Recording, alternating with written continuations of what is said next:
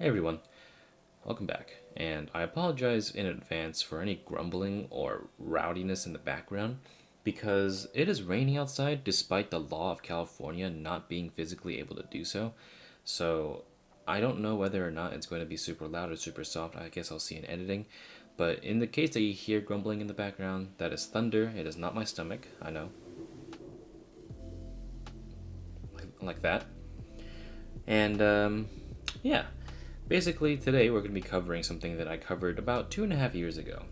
Now, 2.5 years ago, I released a video, as you can see right here, about a Wooting 2 that I modded. But I didn't complete the job because my friend was moving back to Arkansas and he needed the board ASAP and I didn't have enough time, but I managed to modify some of the switches but not finish the job.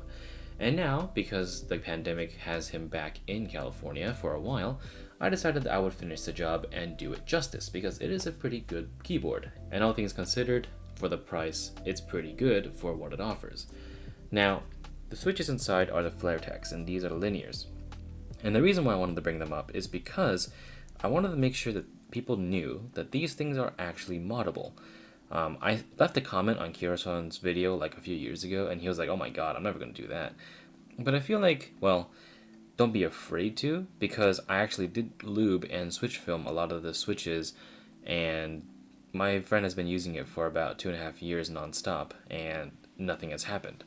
So, as long as you don't go overboard to lube, and maybe just even go through the process of simply lubing the springs, it'll be a good upgrade to the switch, and I'll show you why. The reason why I say you should probably at least switch film and lube the spring of Flaretech switches is because it gets rid of the spring ping and it also gets rid of the top housing wobble. And the wobble is already pretty bad, but the spring ping is on another level. Here, take a listen.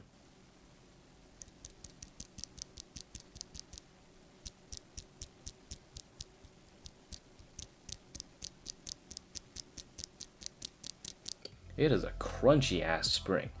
And on top of that, I don't know if you can hear it, but if I were to tap the top housing back and forth, you can definitely hear the top housing rattle.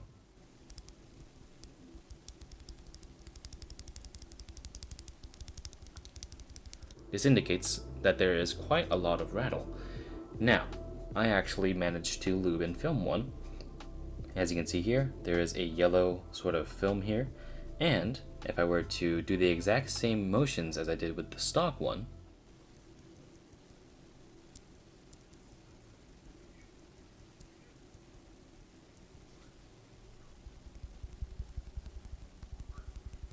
you can hear that it's basically non-existent. It's also much more accentuated if I were to press down the switch versus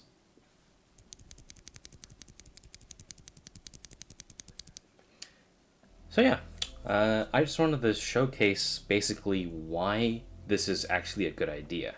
I don't know how many people out there actually have Wootings, but for those that are interested in wondering whether or not they can actually do this with their switches, I encourage it, because if my buddy has been using it as a daily driver for gaming, typing up essays, and even, well, surviving a few fits of rage, and these things still work, then I totally recommend, if you think your Flaretech switches sound like shit and they feel like shit, give this stuff a try. Film it and lube. It costs less than $10.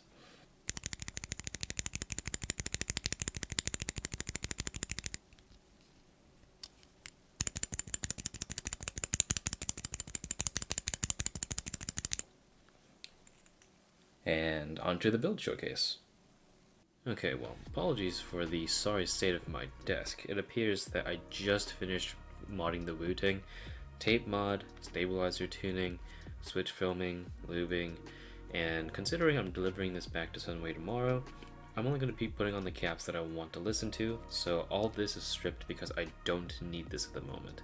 But I really wanted to see what it sounds like because it will sound a little bit higher pitched, I'm assuming, because it's on a desk mat compared to the steel desk that it was on before in the previous video I modded 3 years ago, which you can find right here.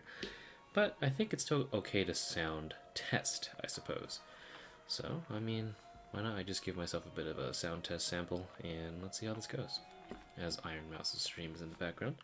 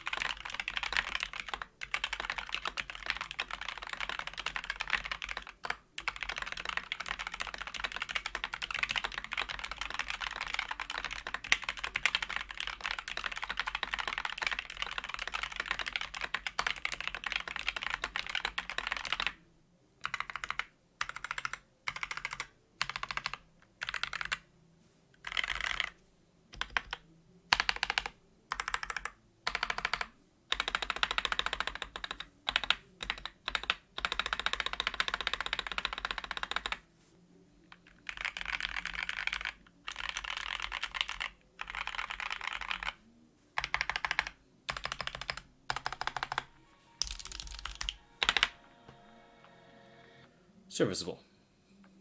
It's good.